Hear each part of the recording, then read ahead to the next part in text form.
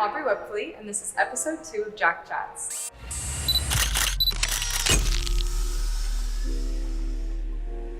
Today we are joined by fashion photographer Jack Waterlot. Jack, thank you for joining me today. Hi, how are you? So I understand you come from a very artistic background. Your dad is a set designer, your mom's a painter. So what about the camera drew you in over other mediums?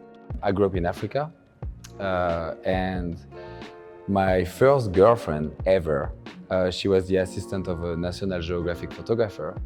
And to spend a little more time with her, I just naturally asked her, hey, I can just hold the cameras or do whatever you guys need, then I can spend more time with you. And if it's cool. And the photographers say yes, or, like if you don't ask me to give you any money, for sure.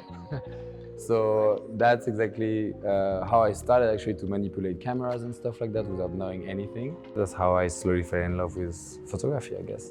So that's kind of a 180 from fashion. How did you pivot into the fashion world from there? To me, I never said to myself at the beginning that I was a fashion photographer by any means, That's what I liked to do, I guess, to me it was playing dress-ups and taking pictures of it. I love watching movies, documentaries as well, weirdly. I love to watch documentaries, historical documentaries, especially. Just because, again, like it sets you up in the time period, you start to understand how people used to act, dress, and behave and things like that. It's all about being a character at the end of the day. The shoot you just did with Pom Klementieff recently here at Jack turned out amazing. Thank you. You really did create a whole character with her. It was very striking, super unique, so I'd love to hear about the inspiration behind that concept. Well, usually, especially lately, I'm drawn by anything that I nerd about, which is movies, animes, video games, like anything who can draw my eyes aesthetically. So this shoot in particular was, if you look at it, it's definitely inspired by The Fifth Element, which is a movie by Luc Besson, and Final Fantasy. That's where I took all the hair references and stuff like that.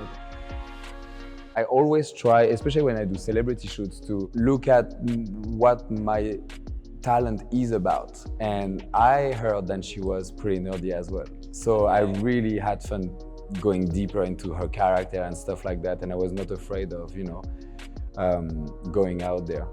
Usually I try to let it come to me, It's getting, let's say, harder and harder to just sit down in front of a computer and create. Because to me, it don't feel genuine. You force yourself to get creative. You watch a movie and you are just like, oh my God, I just want to do something like this. Right, totally. So pictures are kind of painting themselves. Exactly, yeah. It's not feeling like it's work. It's not feeling like it's a forced creative process. It's just completely natural, and then you have fun. Right. So. Is that kind of what led you to start your own brand?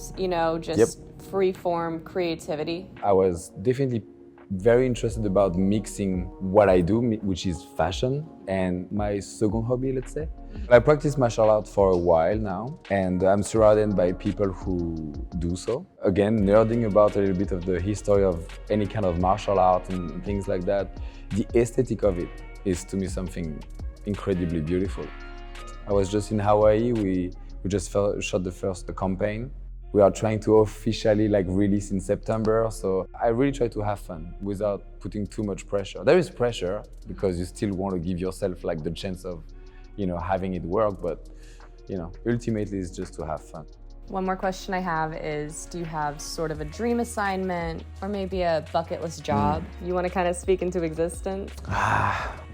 At this point, to be quite honest with you, is to keep being excited about what I'm doing. I'm getting a little less and less interested of just doing photography just to do photography. I'm definitely more interested of the creating process of it. You love my work or you don't like my work. I'm really trying to have that kind of effect. And if you don't like it, I actually appreciate you because I give you that feeling. It's all about, to me, putting my energy out there for myself. Right. Because ultimately, my dream is a book, an exhibit, and getting old and knowing that kids start to use my picture in their mood board and be inspired by what I did. Like that's truly what I, you know, what I would love. I love that approach, and it's definitely been inspiring hearing from you. Thank you so much for taking the time today. It's been an absolute pleasure. Thank you. Thank you all for watching episode 2 of Jack Chats. Follow us on Instagram @Jack Studios and subscribe to our YouTube to see more featured artists, and we will see you next time.